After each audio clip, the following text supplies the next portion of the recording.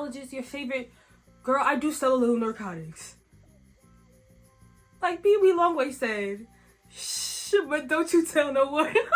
Hey City Boys, it's me Saint, and I am back for another video, City Boys, and we are going to be doing another movie breakdown. I want to put this movie breakdown in between like the really heavy things that I'm going to be dropping pretty soon, because I have some things that I want to get off my chest and things that I want to tell my City Boys about, like what's been going on with me for the last year. So if you guys want to know what has been going on, it will be up here in the cards. But today, City Boys, we are going to be breaking down the 1978 film, The Wiz. Can I be honest, City Boys? The first time I've ever seen this movie was about, I think like a year ago. That was the first time I've ever seen this movie. Before that, I've heard references to it, but I never watched it before. I've watched The Wizard of Oz, and to be honest, I don't enjoy the film. Like, to me, it's very boring. I don't really care about the plot line. I don't care about the characters. I'm gonna be honest, like, it's just not for me. And honestly, I don't really like musicals. But I do like Hamilton. I really do like Hamilton. And I actually saw it in real life. Yeah. Anyways, y'all see I have my little makeup done. You know, I'm dressed like Dorothy because I'm not gonna hold you, City Boys. I related to this movie so freaking much. Like, I think this movie is better than actual Wizard of Oz, honestly. But are you guys ready for me to break down this film? Are you guys ready? Let's get it on. In 1978, New York City was coined the Fair City. It was a gritty, high crime. It was facing severe financial, infrastructural, and arsoning crimes. Despite this decay, it was profoundly vibrant, creative, and resilient culture hub, featuring the rise of hip-hop in the Bronx, punk at CBGB, and disco at Studio 54. Crime and atmosphere. Known as the Fair City, the city struggled with high rates of crime, as in arson, graffiti, and street crime. Residents were advised to stay in after 6 p.m. and avoid non-essential traveling. Budget cuts and layoffs. The city was near bankruptcy in the mid-1970s, resulting in devastating cuts as it relates to school. The arts were nearly wiped out and funding evaporated. Thousands of teachers were laid off, and specialty rooms were converted into standard classrooms. White flight. Middle-class white families moved into the suburbs. The city lost massive portions of its tax base and student diversity. Decentralization movement. In 1970, the state legislature decentralized the system. Frustrated by the centralized Board of Education, communities pushed and gained 32 local school districts, with elected boards aiming to give neighborhoods more control over local elementary school and middle schools. Deep segregation. Despite integration efforts, schools became more segregated than ever. By 1974, approximately 66% of cities' 1.1 million public school students were minorities, while many white students attended non-public schools. So this film starts out with just like a mural, like a spray painted mural, and it's this lady and she's around a lot of children. There's a rainbow behind it, and this is first showing what we're going to be introduced into. When I tell you, City Boys, I saw this film not only as this a person's personal process, like a woman's personal process of becoming an adult, but then on top of that, it's also showing you the school system at the same time, because Dorothy in this film is not a little girl. She's like, I think she's supposed to be like 25 or something like that, and she is a kindergarten teacher. So when we're looking at this mural, City Boys, you get your first hint of red, white, and it is showing you that the story of Oz is the story of America, and I'm gonna break that more down as we get through this film and as we get through the chapters that I put into this film, okay? So as the film really starts off, there's like this really upbeated like jazz kind of like orchestra kind of music going on. We are introduced to New York City. It is winter time. There's a snowstorm going on, and we are just thrown into the family of Dorothy. So Dorothy does not have her parents, so she's living with her aunt and her uncle. And right now what is happening is that it seems like there's like a baby sip, like a sip and see kind of going on. So the whole family came over to Dorothy's aunt's house to welcome in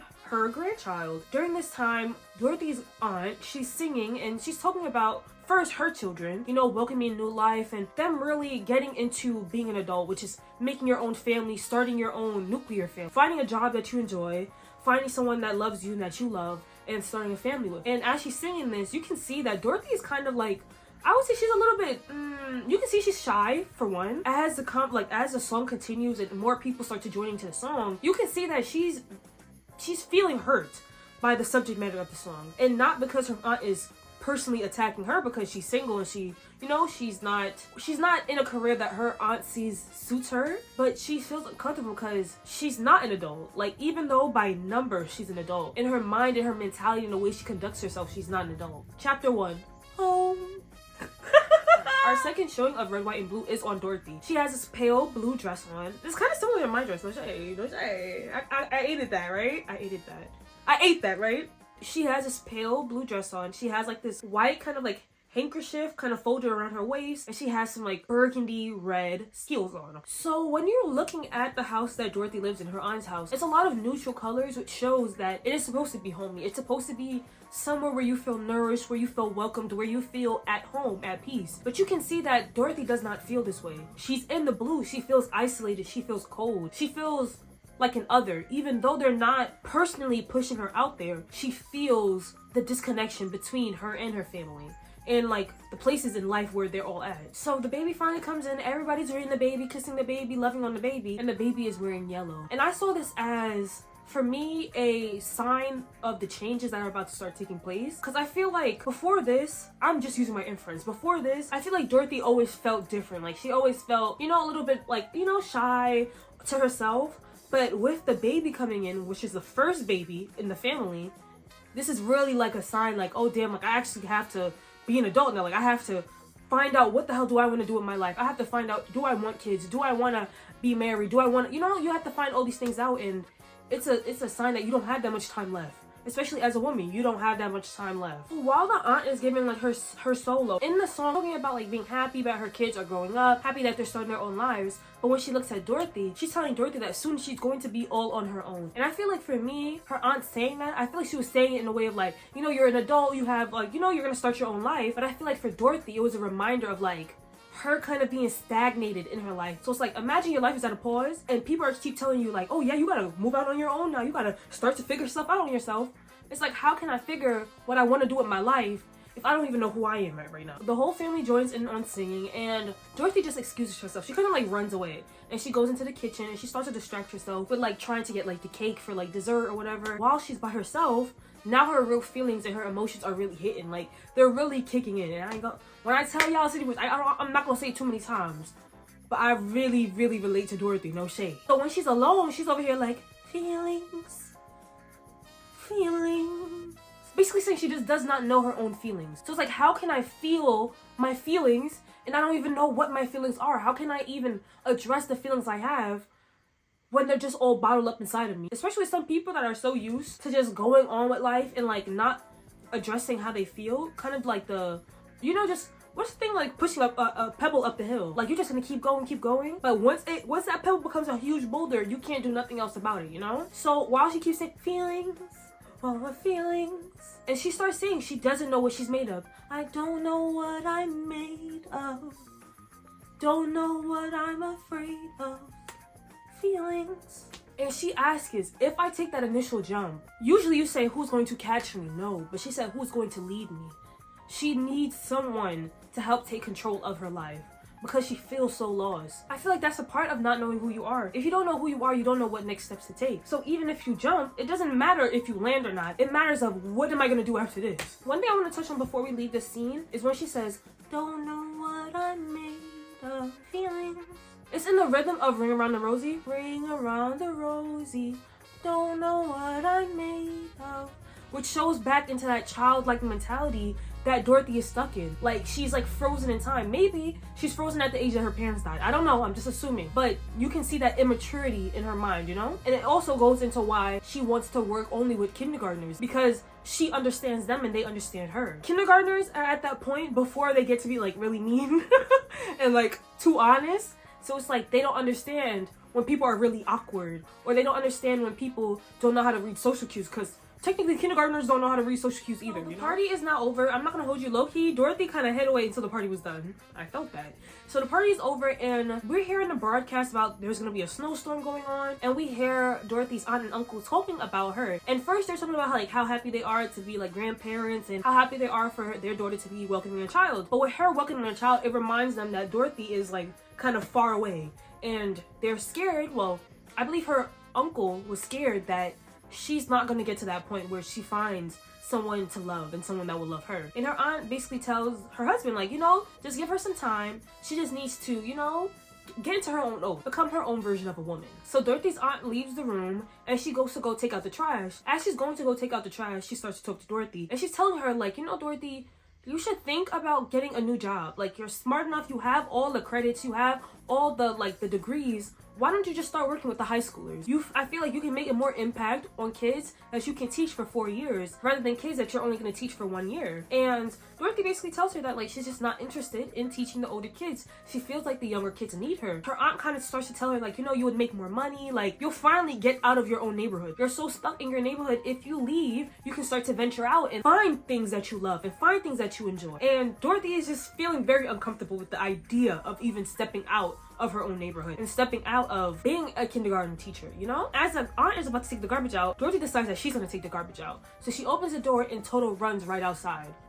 City boys, yes. As a dog owner, I 100% relate to that. When I tell you it's the most frustrating thing, especially if they run outside and your gate is not closed. Oh, city boys.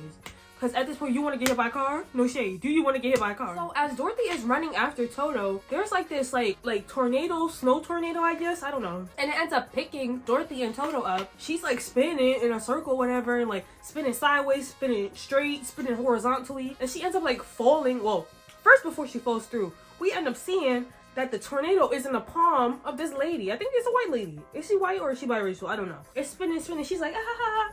Find out that that's Glinda. Dorothy ends up falling through like this roof, and it's like this O. She falls through it, and she ends up like dropping on top of this lady. But then she ends up falling into the sand pit. As she's in there, she's screaming for Toto. Toto! Toto! Toto! Out of nowhere, you're hearing these weird voices start mimicking. Toto! Toto! Toto! You see that is these doodles all around the wall, right? Of like children. And it looks like a kind of like recess kind of area. These like doodles come out, these kid doodles, and they start walking towards her. Toto! Toto! And we end up finding out that Dorothy, from coming through that hole of the ceiling, fell and killed their oppressor, okay? I'm not gonna hold you. When I first started watching this movie, I didn't know what to expect. Like, I never saw anybody like review this movie or anything. I did not know what to expect. So I thought it was gonna be kind of like The Wizard of Oz. I'm not gonna hold you. This movie feels like an acid dream.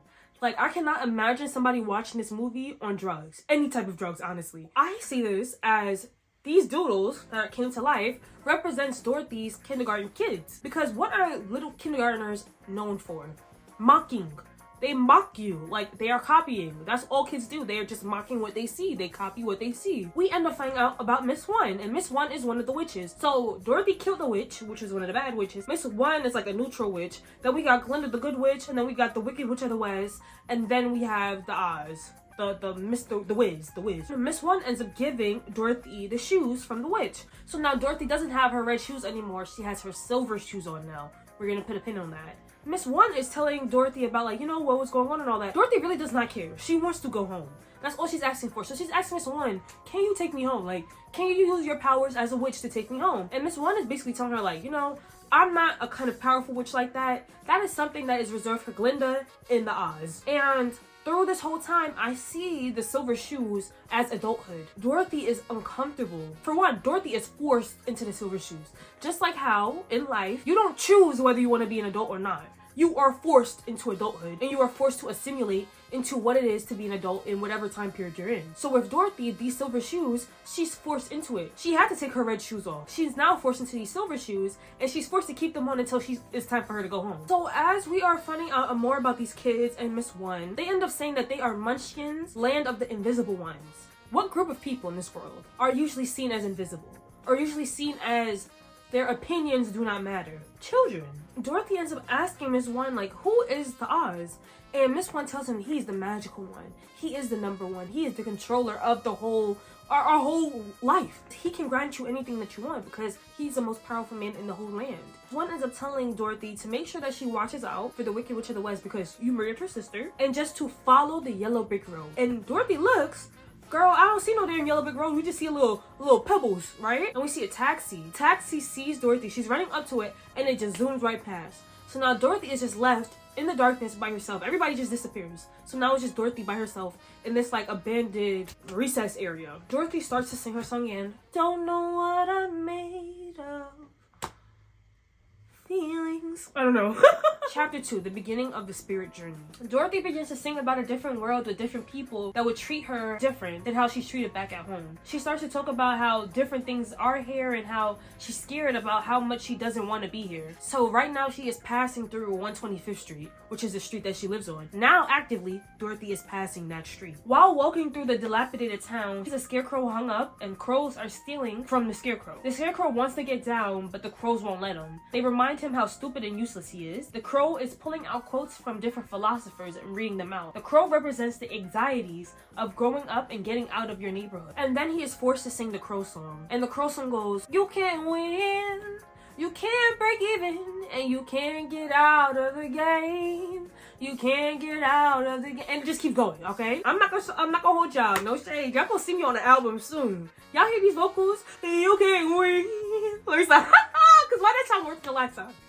Why that sound worse than when I wasn't trying? This song being played, what does it represent for Dorothy? This represents the anxieties that she has. You can't win, you can't win, you can't win. That's what's going on in her head. And what is the scarecrow missing? A brain. Okay? That's the first thing that Dorothy needs to defeat within herself before she can become the woman that she wants to be. In the song, it says, you cannot win if you continue to play the same game. So if Dorothy continues to stay in the same place that she's been at, in the same pause that she's been at, the movie will never continue. Her life will never continue. She'll never be able to find someone to love and to be loved by. She'll never be able to have a family because she continued to keep her life on pause. I have a question right in between here, because you know I gotta get in between. City boys, from my black city boys, and you know what, also from my white city boys, why not? At what age did you realize that there is a great shift in how people are treated racially and how people live depending on your race? And then after we talk about race, then we could talk about economic status. What age? For me, like clear in my face, I was like 10, 11. And I remember it was one summer, I took a trip to Rockaway Beach and he showed us the train tracks. And literally, city boys, the train tracks separate the white neighborhood from the black neighborhood. We went through the white neighborhood first, and then we went through the black neighborhood. City boys, when I tell you, I just wanted to cry. I know there's some people be like, oh, some black people in black neighborhoods don't get good stuff because they don't know how to take care of it. City boys, if that's how you think, I'm not gonna ever argue about something like that. Like, I'm literally not going to. I've lived in both neighborhoods, and I've seen the way that some of these white people be taking care of their stuff, and that does not stop them from getting new things. So please, we're not gonna get on that ignorance, because that's pure ignorance. They're ignorant. It's like, not only is it in the quality of life, the amount of trees, the White Side had a whole beach, the grocery stores. When you see things like this, especially as a black person, it makes you think three different ways. One of three ways. The first way is, I'm going to do everything that I possibly can do to never live like this ever again. The second is that you believe that that's what you deserve because that's all that you see and that's all that you experience. And then the third is you're gonna make a change. You're gonna be that person that not only gets out of the neighborhood, but comes back with the resources that you found. Dorothy ends up finding her fears and she fights the scarecrows to get away from well, is it scarecrows? No, she fights the crows to get away from the scarecrow. And she ends up helping him down. And at first he cannot walk, you know, his legs are really wobbly. And as he's trying to walk, he keeps falling. He's trying to walk, he falls. He tries to walk, he falls. And through this whole time, the crows are laughing at him like, I told you that you belong up there. You don't belong to come down. You don't belong down here with us. After some pep talk and just a little bit of encouragement and some love, he ends up being able to walk. And not only walk, but he's a little jig, he's a little dance, a little 1-2 step. 1-2 step. So as Dorothy starts to talk to the scarecrow, she ends up finding out that he wants to have a brain. So she tells him, you know, I want to go home, you want a brain, we both want something, so let's both go to the Oz. And the scarecrow's like, you know what? Shoot, why not?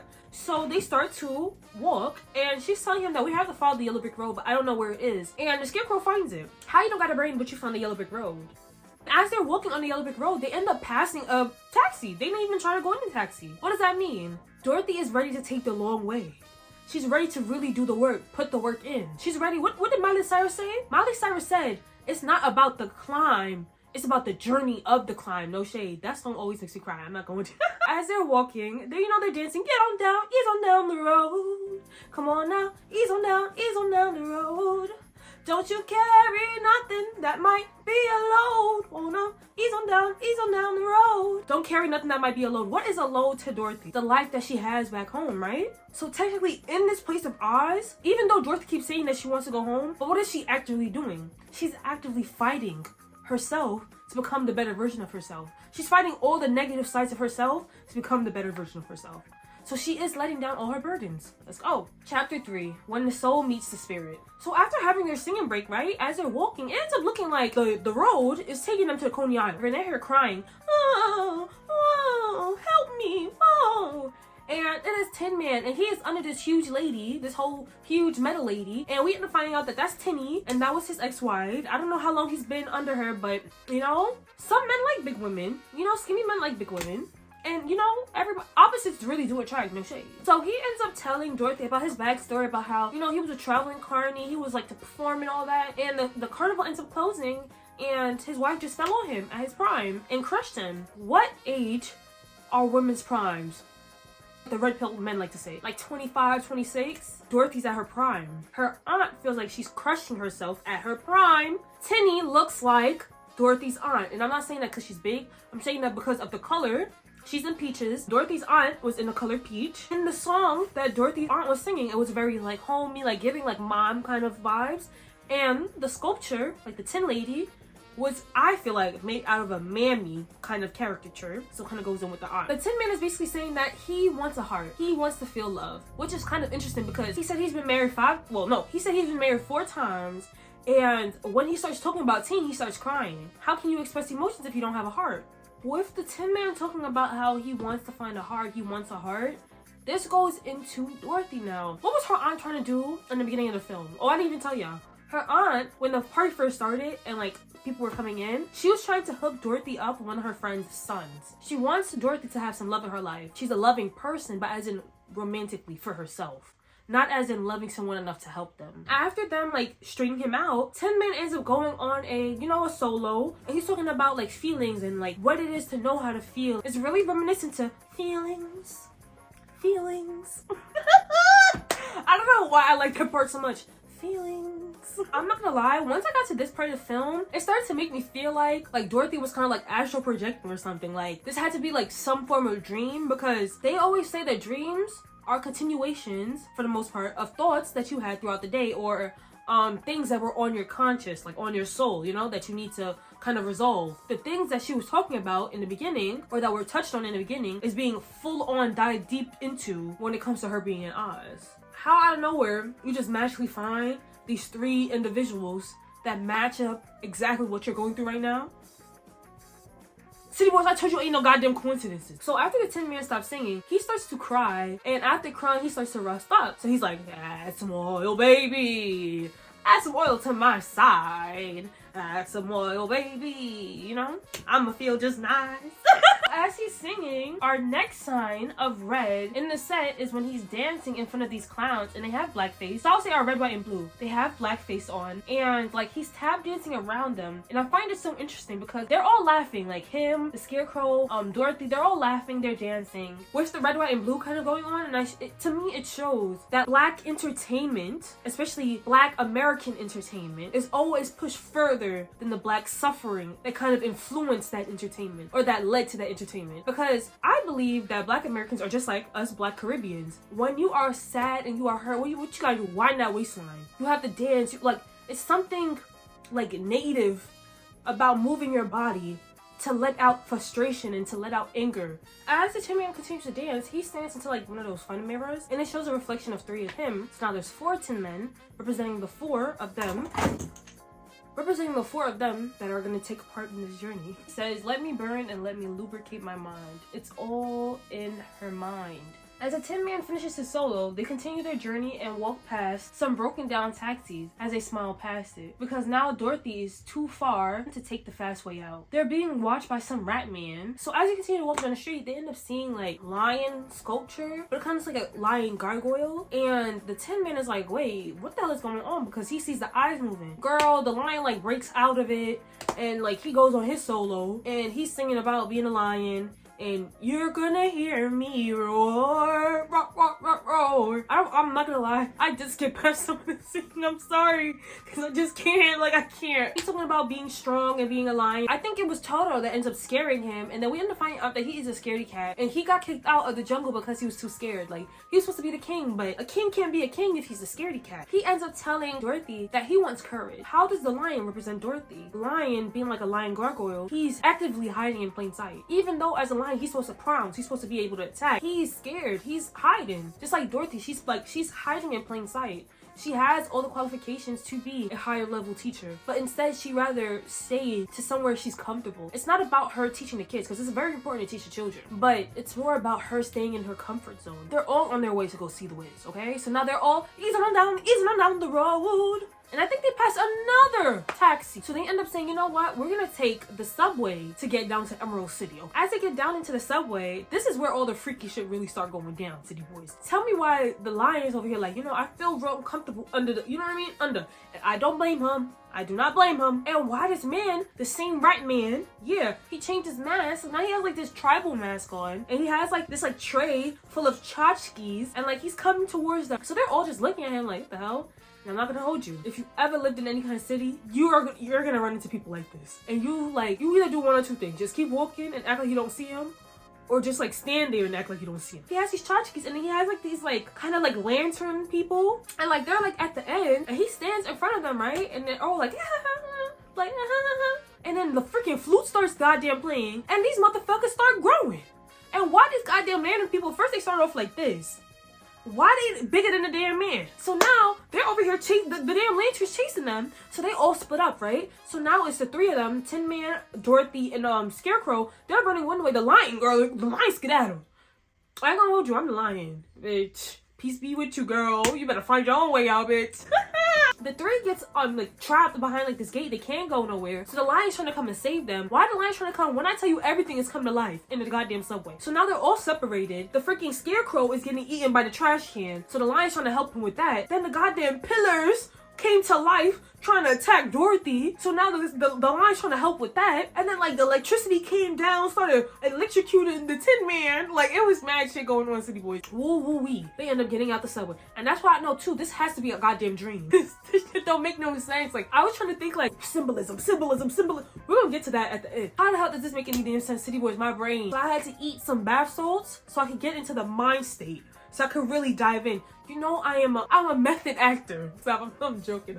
Oh, they're walking, right? And now it's nighttime. We end up seeing like these glowing lights, City Boys. We are at like a strip club city, no shade. So there's like these women in like reds and pinks, and they're like in lingerie, they're dancing, all that. And they're trying to like lure them in low key. It's called like perfume pop. Isn't poppies a drug? It just clicked to me. No shit, because I had this all written down in my script first, but it just clicked. Because I already was going to say this, but then I thought like poppy sees drugs. Anyways, so they end up coming in, right? Why Lion and Dorothy end up coming in first? Scarecrow was talking to Tin Man. He's like, you know, something about this just feel off. Like, I feel very uncomfortable about this. Why the hell girl, they blow sprinkles. I said sprinkles. They blew sparkles in their goddamn face. Now they drugged out. End up like taking them up on this damn lift and then like pushing them down this throat, and they come out down a tongue. City Boys, they had my girl Dorothy on them damn pills, City Boys. You remember what I said about in the coffee video, City Boys? First the pills, then the smack, then the crack, City Boys. They gonna have a bitch on heroin. You can say that this part is the allure of adulthood. Since Dorothy is so sheltered, she doesn't understand the darkness, I guess you can say, that can come from this kind of lifestyle, that can come from certain individuals. I'm not saying everybody from a certain kind of job market is a certain way, but a lot of times it takes a certain mindset to be in a certain job market. So, you know, with her going to like the strip club, you know, taking these drugs, she don't know about no damn drugs, City Boys. So, you know, she's all loose and whatever. Tin Man and the Scarecrow ends up finding Dorothy and the lion, and they are knocked out. Even Toto, poor Toto, knocked out too. So the Tin Man, he is just so sad, so he starts crying on the lion. Why is he crying on the lion? It wakes the lion back up. He gains consciousness now. And at first he was a little bit high, but then he realized that Dorothy was knocked out. So, you know, as the man of the jungle, he feels horrible. Like, he's like, damn, I should have protected her. I should have been the one to tell Dorothy, hey, Don't let those people blow glitter in your face. He should have been the one to be smacking them women up and down the place for even trying to, you know, drug Dorothy. He's hurt. He's trying to go kill himself, City Boys. Why the Tin Man ends up crying over Dorothy, wakes Dorothy up. Now Dorothy gotta sing to the lion so he don't jump off the building. So she's like, you're a lion, be a lion, you better roar, you lion. Something like that. During the song, she is literally singing to herself. She is singing everything that she wanted her aunt to say to her. City Boys, this is trigger warning. Maybe Dorothy wanted to kill herself. You know what I mean? A lot of people go through a lot of things. You don't know what people be thinking in their own mind. While she's going through these indecisions, this confusion in her life, her aunt now, even though she's not doing it with malice, she's coming to her telling her, you know, what are you gonna do with your life now? What's the next steps in your life? Are you ready to have family? Where's your family? Where's your man? What, you know, do you want to get a better job? Do you want to make more money? Or when are you gonna move out? That's very overwhelming. What Dorothy really needed was for her aunt to be like, you know, Dorothy, I see you. I acknowledge what you're going through. Please tell me how you're feeling. Please tell me what do you need from me to help you feel like you can be a better version of yourself. So Dorothy starts to sing to him about a beautiful place where they can go, where there's butterflies, rainbows. There's always a breeze, but it's never too cold. And he'll be strong because he's a lion. No need to run, no need to hide. You just be standing strong because you're the bravest of them all. You just gotta keep trying. It's her singing to herself. More understanding you're a lion in your own way. An emphasis of in your own way. Especially when you have, let's say children, because her aunt saw her as one of her children. So if you have children that's around the same age, you're gonna start to compare their journeys in life, like how far each of them are. Instead of comparing, you gotta know that everybody's going on their own path. Everybody has their own timeline. So Dorothy, be a woman, but be a woman in your own way. Maybe as a woman, you know, you might not be all the way out there. You might be a little bit more reserved, but that's okay. After they have this whole conversation, a glowing green light starts coming. Oh my gosh, we see where Emerald City is, City Boys. So they head to Emerald City. And as they're trying to get inside, at first, they're not trying to let them in, but then one of the security guards sees Dorothy's shoes and how it's gleaming and sparkling, so they let them in. As they go in, we see like these huge like emerald stones. The whole place is green. A whole bunch of people looking very fabulous. They start dancing, City Boys. They gave us a musical number. When they saw Emerald City, it started having like, I'm gonna see if I can put the audio in, but it sounded just like a Disney kind of like melody, which in my mind gives me more of an idea that this is all in Dorothy's mind, City Boys. So basically, they're like saying, you know, green is the color. I will never be caught dead in another color because green is it. They're following the wave. They're following what is popular. And they said, you know, don't ever let nobody know that you have no food in your cupboard. Don't let nobody know you don't even have a plate in your cupboards because you are dressed out and you are decked out. What is that? It's that beginning of what? The hive mentality, City Boys. Where does the hive mentality really start? In my opinion, I feel like it really started like late middle school, early high school. Because you want to fit in. You want to belong to everybody in your grade, right? So you're going to buy the things that they buy. So when it's not in style anymore, you're not going to wear it no more. When the next thing's in style, what you going to do? You're going to buy the next thing, right? That's before your amygdala is even able to form. So you're just following the wave. So as they start singing all about, oh, green is this, green is money, we get a trumpet here from the Oz, and he says, you know, green is out, we're doing red now. So now they're like, I wouldn't be caught dead in green. I'd rather be seen in red, you know? So they go do this whole thing. Girl, why he changed the color to yellow? I would not be seen in red. I'm gonna be dubbed in gold. Whole thing, right? And the Wiz ends up exposing him. He's like, you know, y'all are so finicky. Anything I choose, y'all just gonna go with it. Like, the hell, y'all losers. And he ends up asking, who the hell is this girl? Mind you, this whole time, they were ignoring Dorothy. They were ignoring all of them. The Tin Man, the Scarecrow, the Lion, they were ignoring them. Because they did not fit in the aesthetic of what was going on. Why? As soon as the Oz starts calling for the girl with the silver shoes, now everybody running to Dorothy. Oh my gosh, I like your shoes, girl. When can we hang out? Now the guy over here like, oh, can I take you on a date? Can you bring you back to my house? Now another girl's over here like, where'd you get your hair done, sister? Following the wave, City Boys, following the wave. Now they are like kind of forward, but the Oz says that he's only gonna take Dorothy in. He's not gonna take her friends. And Dorothy ends up telling him like, you know, yes, I'm here for myself, but I'm also here for my friends. And if you can't take my friends in there with me, I'm not going in. The Oz was like, girl, who the hell are you talking to? And Dorothy said, girl, you! And I'm not gonna hold you. It was a silence for a second. It sounded like a bomb dropped. And then he let them in. So they come in, and as they walk in, it's this giant, like, silver, I would say, like, head, neck, and shoulders. He's over here like, you called for the Oz? The eyes start glowing, and then the mouth starts, like, flaming, whatever. She ends up telling him, like, you know, I want to go home, and my friends, they want certain things. They're all naming what they want. The Oz is like, oh, what am I gonna get in exchange? Why she's like, oh, you're gonna, like, you know, feel happy for helping people out. Girl, the Oz was like, It's like flaming yellow, green, and red, I believe. Flames out his mouth. He tells Dorothy that he will help her go back home if she can kill the Wicked Witch of the West. And if you don't, then Sherlock. Dorothy is really sad because she's like, dang, Miss One already told me that she's a very dangerous woman in general, but she's gonna be extra dangerous now because I killed her sister. But now Dorothy has to do what she gotta do. For one, for herself to get back home, but also for her friends. Like, they took her along on this whole journey. She can't just leave them with nothing. So they end up spending the night at the Emerald Motel. And while they're in the motel, Dorothy ends up coming to the decision that she's gonna do it, but she's just gonna do it by herself. She doesn't want them to come along and end up hurting them as well. But they said, you know what? We're all friends. We all came into this together. We're going to leave together. Now they're on their way to kill the Wicked Witch of the West. So now we get a little switch. And now we see the Wicked Witch of the West, City Boys. While she's deciding on whether she's going to kill the Wicked Witch of the West, the lion is literally the one telling her, you know, we should just stay here. Like, the Emerald City's not that bad. Like, I feel like, you know, it may not be New York, but it could maybe be like, I don't know, Missouri. And what does the lion represent? Cowardliness. And you know what she did? She said, no, I'm gonna go to the Wicked Witch and I'm gonna kill her. I'm gonna kill her.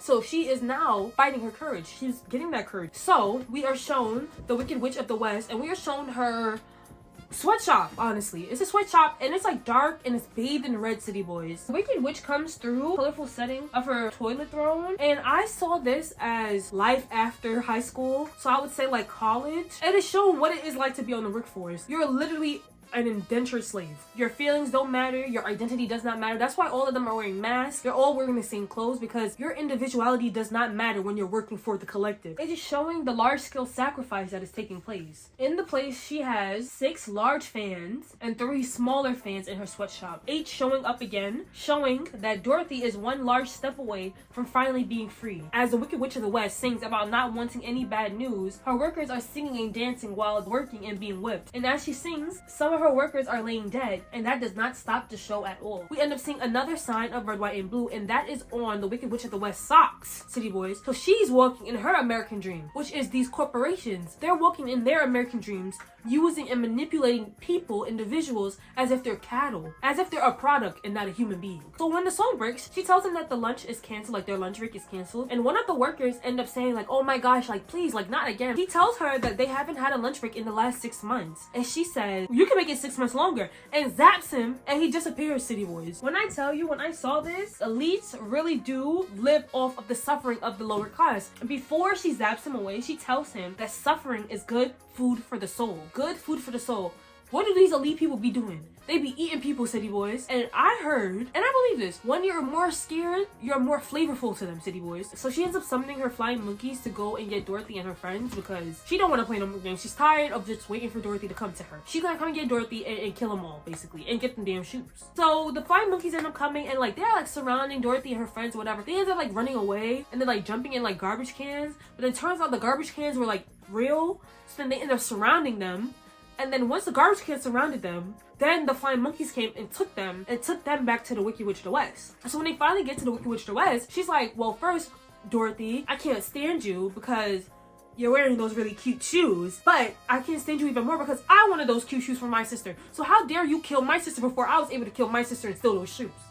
Give them to me now. And Dorothy tells her no, I'm not gonna do it. And while this is all happening, she got like Dorothy like yanked up a little bit, right? She's sitting on her toilet throne. The Tin Man is like in like this heat presser about to get closed in on. The Scarecrow, he is on like a saw bed about to get sawed in half. And then the lion's about to get like pulled up by his tail. The Wicked Witch of the West is basically telling her like, you know, if you don't give me the shoes, I'm gonna kill all your friends. At first, Dorothy was gonna say like, you know, I'll give it to you. But then, you know, Scarecrow was like, don't do it, girl, don't do it, girl. So why the Wicked Witch was like, all right, so if you don't want to give me your shoes, you know what I'm gonna do? I'm gonna kill your dog. I would turn into Lava Girl and set the whole place on fire for my dog. Not for real though. I don't play that game. Like, don't play with me. I will turn into Liam Neeson. I will turn into freaking Keanu Reeves over my dog. Don't play with it. Or my guinea pig. As this is all happening, they're about to take Toto and kill him, right? And she's like, no, Toto! So she's like, I'll give it to you. I'll give you the shoes. She's like going and like, oh my god. I ain't gonna hold you. She ate that though, because I'll drag it out too. Oh my god, oh my god.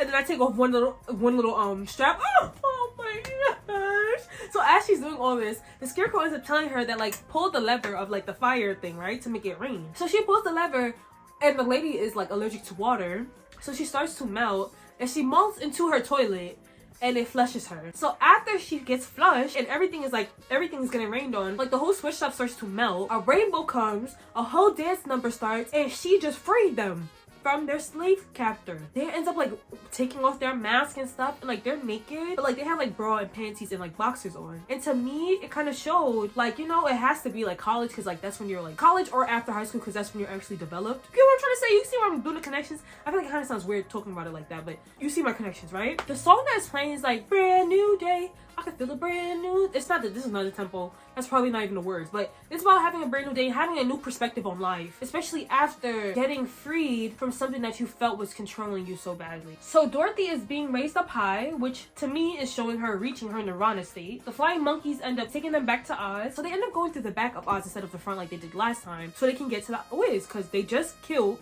you know, the Wicked Witch. So as they get there, they end up seeing this man laying on a goddamn futon, and he looks like the human version of the huge big sculpture. And when Dorothy sees this, she's like, it's just a phony. One big phony. At first he was like, oh no, I'm not the Oz, I'm not the Wiz, let me call him. And then, you know, his spot is really blown up. So he ends up telling her, I am a phony, I'm a really big phony. Like, I was a failed politician, and I was in a hot air balloon. You know, I'm flying in my hot air balloon, and I end up getting stuck in this tornado, and I got sent here. And the people here never seen a hot air balloon before, so they thought that I was a wizard. And I just went along with it because my life back home wasn't better. And I believe he's from New Jersey. It would be better if I had some type of authority here. And she ends up telling him, like, so you knew you didn't have any powers, and you still put our lives in danger to go and kill the Wicked Witch of the West. For what? Like, for what? Why the hell he tells her that he made them kill the Wicked Witch of the West? Because she was going to tell his secret that he was a phony. They're all hurt. Take away the Oz, the Wiz. They're all hurt because now their dreams will never come true, especially Dorothy. She'll never be able to get back home. So the Scarecrow, the Tin Man, the Lion, they're all saying like, you know, so I'll never get my heart. I'll never get my brain. I'll never get my courage. So like, this was all for nothing. And Dorothy ends up singing to them like, you know, even though he's not able to give this to you, it was in you this whole time. Like, Lion, you literally helped us in the subway. You helped free us from those creatures. The Scarecrow, you didn't have a brain, but you were the one who got the Wicked Witch of the West dead because you had the intelligence to pull the lever. I didn't know that the lady was gonna melt, but you did know. And then Tin Man, you're saying you didn't have a heart, but your heart is the thing that gave you tears enough to save Dorothy and save the Lion when they were drugged. So we all had what we needed. And they then look at her and they're like, what about you, Dorothy? Like, how are we gonna get home? And you know, as she started to just feel, I would say, hit by like the weight of everything that's going on around her, guess who shows up, girl? Glinda. And Glinda basically tells Dorothy, just like what you said to them, everything that you ever needed was inside of you, Dorothy. So all you had to do was believe. And Dorothy's like, what do you mean believe that I could go home? Like, I've been believing I wanted to go home this whole time. And Glinda tells her that home is not a place. Home is a feeling. Home is where you feel secure, where you feel loved, where you feel accepted, where you feel protected. That is where home is. So home can be anywhere. Home is not just New York City, girl. You gotta think bigger than that, and you will go home. The Wiz then asks if she can help him as well, like to get back home. She tells him, you basically have a whole long journey on your own.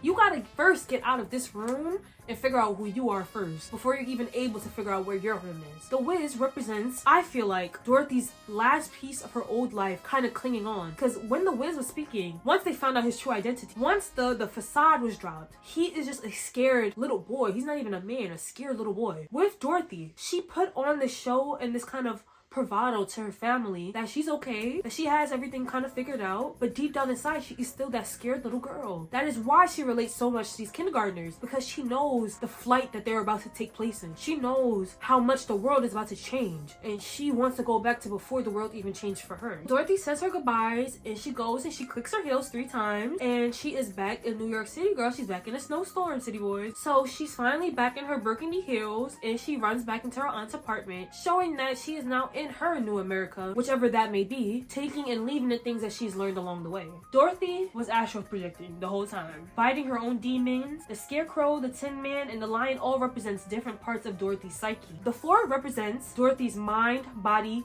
soul, and spirit. The Lion represents the mind. Body is Dorothy, the soul is Tin Man, and the spirit is the Scarecrow. Dorothy leaving 125th Street to go to the Oz, meaning that she's starting at 8. Her meeting Miss Wan in the beginning of her journey is taking her to 9. Miss Wan is helping her with the start of her journey, the start for Dorothy to reach her level of completion, her nirvana.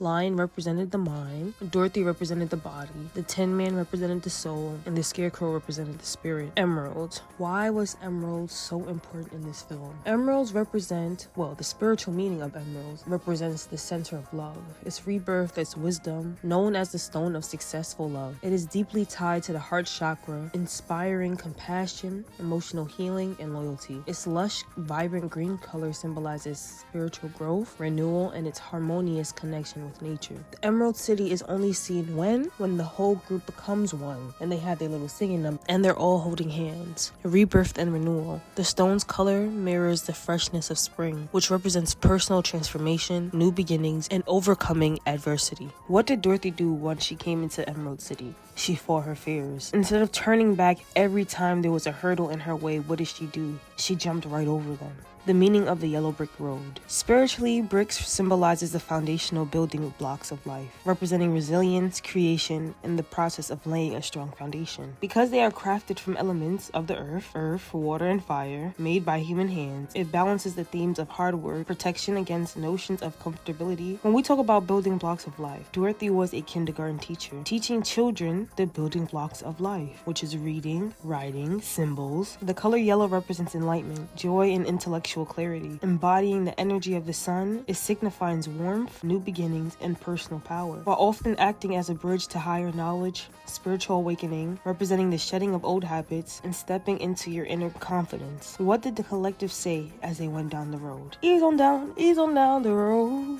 Don't you carry nothing that might be a load. They are releasing things that hold them down or keep them stuck to their old lives or old versions of themselves. They are easing down the road of enlightenment, the road of clarity. In energy healing, yellow is the color of the solar plex chakra. It is located in the upper abdominal area. This chakra governs your personal power, self-esteem, and confidence. When this chakra is balanced, you feel motivated, you feel self-assured, and you feel spiritually empowered. Yellow represents God's glory, majesty, and holiness. Every time that Dorothy goes down the yellow brick road with one of her new friends, her confidence is built higher and higher, stronger and stronger. Because if you compared her in the beginning, when she first came into the world of Oz, she fell and crushed the witch. What did Dorothy say? I am not a killer. That is not me. But now when we're at the very end of her time in Oz, she is now on her way to kill the Wicked Witch of the West. She had a complete transformation of her as an individual. Dorothy healing and reaching her personal nirvana. Dorothy reaches her nirvana state after she kills the Wicked Witch of the West, because her soul knew more than her mind knew at the time, that before she even met the Oz again, as stated by Glinda, Dorothy could have left any time. Her soul already knew that it was free before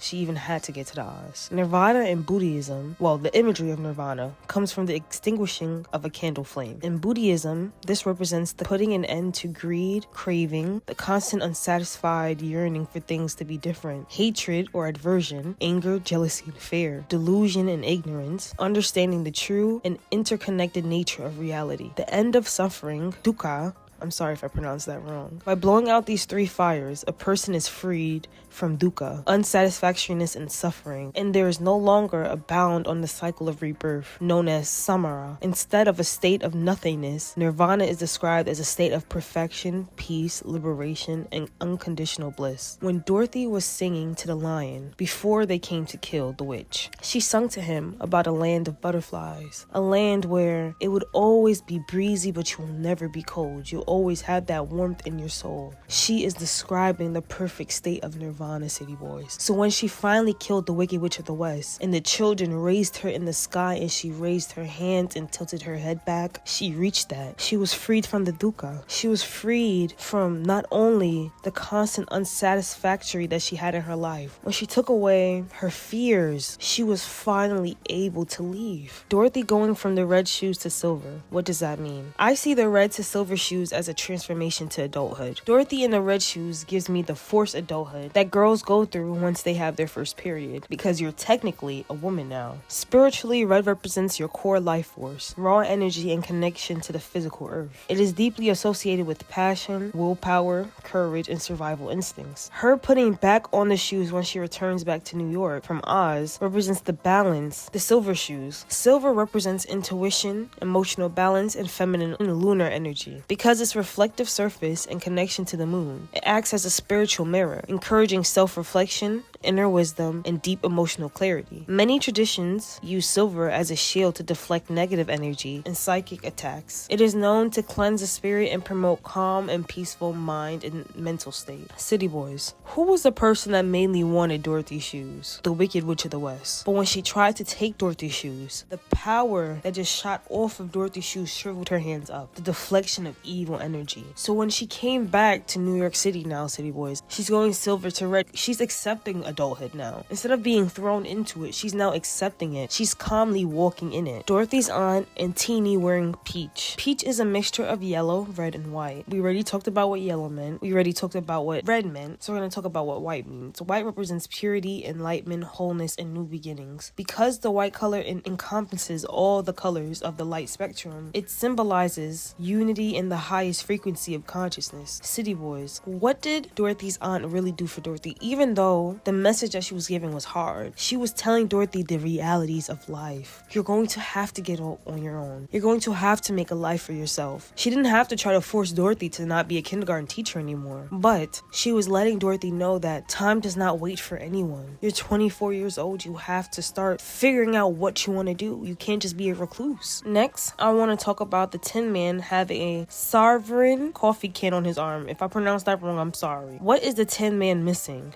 A heart. Sovereign is a classic French dessert consisting of a ring-shaped yeast woven cake soaked in rum or liquor flavored syrup. Ring-shaped, City Boys. Ring, like marriage. Teeny crushed the Tin Man. Maybe one of Dorothy's fears is related to love and marriage. She may fear that she might lose her identity, that she may no longer be the woman who she is slowly becoming because of a relationship. I'm just spitting. You know what I mean? That was just right off the dome. I want to talk about what is the meanings of the Scarecrow, the Lion, the Tin Man. So first, the Lion. Lions are often shown and symbolizes as power, protection, and wisdom. Their commanding presence in the wild, coupled with their regal nature, makes them a fitting metaphor for strength, resilience, and determination. Negatively, lion symbolizes destructive power, unchecked aggression, tyranny, and predatory evil. Because of their position on the apex predator list, they represent a force that consumes and overpowers the weak. Can you say that Dorothy may have a complex feeling as it relates to her power? Maybe that is why she decides to be the cowardice lion. Instead of going out and approaching life, she decides to stay inside, like the lion was in a gargoyle, right? She keeps her power to herself because she may be scared of what she might be able to accomplish. That can also be the battle that Dorothy is going through, being a woman and being in such a big city. It's like she wants to be loud, she wants to be, out there, but the city in itself, just like the jungle, so vast, so large, so many other predators out there, it makes you want to come to yourself. It makes you want to recluse. The Scarecrow. The Scarecrow represents the human desire to defend hard work and resources, signaling the shift from the lush abundance of summer to the barrenness of the winter. Because they are lifeless figures made to resemble humans, scarecrows often are associated with themes of isolation. City Boys. Let's just continue a little bit. They embody the shadow self, representing the repressed emotions of the uncanny feeling of something that looks alive but lacks a spirit. Powerlessness. Historically, tattered and empty scarecrows can symbolize helplessness, depicted figures lacking agency or control over their destiny. City Boys. When Dorothy sung her song, what did she say? If I jump, would somebody lead me? She's directionless, City Boys. She does not know what to do with her life anymore. On the outside, she's gorgeous. She's a beautiful woman. But on the inside, she feels so cold. The Tin Man, tin or metal. Tin is soft yet durable metal, capable of withstanding time, and it represents the precious balance between strong enough to last, yet flexible enough to adapt. Tin is a traditional symbol for the 10th wedding anniversary. It signifies a marriage that is stable, long-lasting, and resilient. resilient, while also celebrating the flexibility required for a relationship to thrive over the decades. City Boys, what was a Tin Man's problem again? He didn't have a heart, yet he was married 4 times. Yet 10 traditionally symbolizes a 10th year wedding anniversary. It is flexible yet durable. That is Dorothy. She's durable, she's strong. She's flexible because she was able to go through all these different situations and still stand strong, City Boys. Next, I want to talk about when they were easing on down the road, while the Tin Man, Dorothy, and the Scarecrow was on the bridge going towards when they ended up meeting up with the lion. On the bridge itself, it says ease, ease, ease, ease. This shows that even though we don't see it, the world is always sending us messages to help us along the way, to help us remember the journey that we are about to take place in, helping to remember and remind us to take our time and actually smell the roses. City Boys, if you were to go outside today and go on a 20-minute walk, City Boys, and actually pay attention to the things around you, you will realize how many times God, the universe, whatever you believe in, is showing you that things are going to be okay, that things are going to look up, or sometimes answering questions that you didn't even remember asking. Next, I want to talk about on like the stop signs, it says do not ease. They just went from easing to do not ease. This plays into the knowing that the world or universe is talking to us again without us knowing. The walking signal saying do not ease is telling Dorothy that she now needs to pay attention to what is about to take place, because she is running into another challenge that is going to turn into a lesson, which is finishing her courage and conquering her mind. The lion being a gargoyle. Well, technically the lion is not a gargoyle because he is not a part of the fixture of the building itself. He is a geoscyle, I think that's what you call it. I'm sorry if I'm pronouncing it wrong, which is a figure carved from stone and placed on buildings for decorative purposes. Gargoyles are usually used for draining purposes to make sure that the stone doesn't get withered as time goes by. Geoscyle I'm gonna put the actual word right there, represents the intersection of the earthly and the divine, the mysterious limits of human understanding and the transformative power of chaos. By distorting the normal world, it breaks down rigid barriers to remind us of spiritual truths, inner brokenness, and the potential for reward. Next, I want to talk about Dorothy taking off her pearl earrings before she kills the Wicked Witch of the West. Her first meaningful or purposeful murder. Spiritually, pearl symbolizes wisdom, purity, transformation. The way in which pearls are cultivated, it represents turning life struggles into beauty. They are deeply tied into divine feminine energy, emotional balance, and spiritual enlightenment. Dorothy has now transformed into the woman that she's supposed to be. She once said that she wasn't a murderer, but now she has transformed. She's doing what she has to do to reach level 9, to reach full completion. The path to the Wiz is a path through school to adulthood. It is the shocking reality. Even if you do everything that you are taught in school, you can still become a failure. The main thing is to stay true to yourself and your soul's path. If you're looking at Oz as America, the Wiz represents the president. They're seen as the almighty figure, but they are not the ones that actually have the power. It's just a facade, showing up as a false king. The Wiz also can represent the old Dorothy, the last part of her that is trying to hold her back from her new life. You can see the face of the four after they're going through this long journey. They all know that the Wiz is trying to keep her there. They all know that the Wiz is trying to keep her there, keep her still, stop her from moving forward in life, not being able to just turn around and stopping her from moving forward with her life. You can see on the face of the four, they're fed up. A person that was not along for the whole journey is trying to tell you that they're scared for the journey. Dorothy living on 125th Street. Gematria. So 1 + 2 + 5 is 8. 8 is a number of power, wealth, and material success. It serves as a spiritual reminder that you have the authority and inner strength to turn your ambitions into reality. 8 signifies what comes next, rebirth, renewal, and stepping into a new cycle of spiritual awareness. Dorothy's journey leads her to 9. 9 represents completion, universal love, and humanitarianism. As the final single-digit number, it signifies the end of a cycle and the wisdom that is gained from it, indicating that you are ready for transformation. The Lion, the Scarecrow, Tin Man, and Dorothy.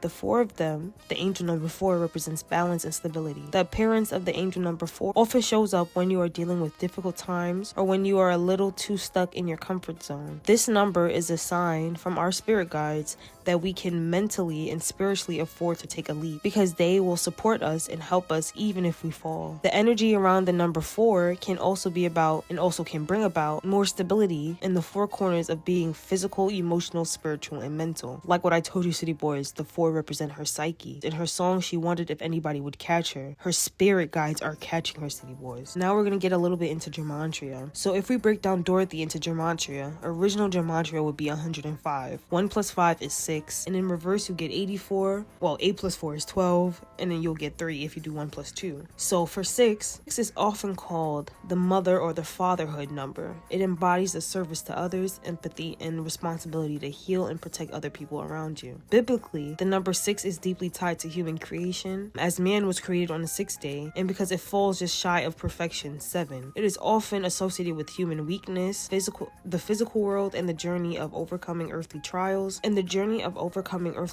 before reaching spiritual rest. Through the film, Dorothy's journey was to reach her spiritual rest. Like I said before, city boys, she reached her nirvana. 3 is representing or symbolizing the Trinity, mind, body, and soul.